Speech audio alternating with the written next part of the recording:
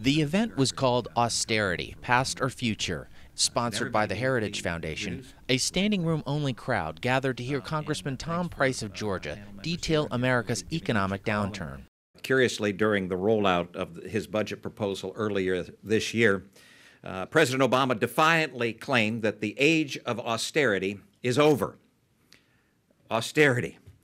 It's a frightening thought that the president considers federal government spending of nearly $3.5 trillion last year to be austere. Today, our national debt here in America has exceeded $17.5 trillion, a level above our entire gross domestic product.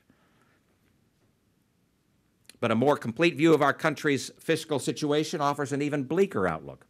Over 1,000 economists, including 15 Nobel laureates, estimate that our long-term fiscal gap, our unfunded liabilities, or those obligations that current law has already prescribed, measure $222 trillion.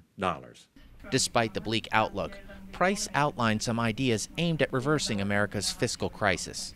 Republicans believe our tax system ought to be flatter and fairer and a lot less complicated.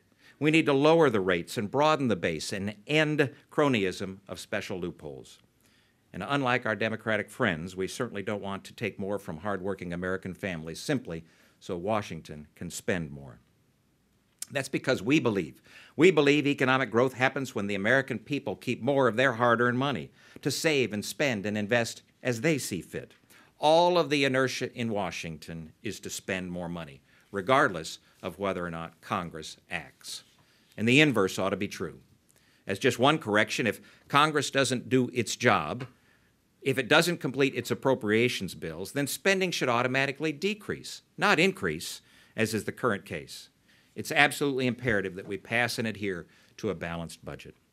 The budget passed by House Republicans these past 2 years, our path to prosperity, not only comes into balance within 10 years, but it also puts us on a path to pay off our national debt. By comparison, the budgets offered by the White House and the President and the Senate Democrats, when they, in fact, produced a budget, never, ever, ever come into balance. Congressman Price continued by urging conservatives to act on these ideas without delay.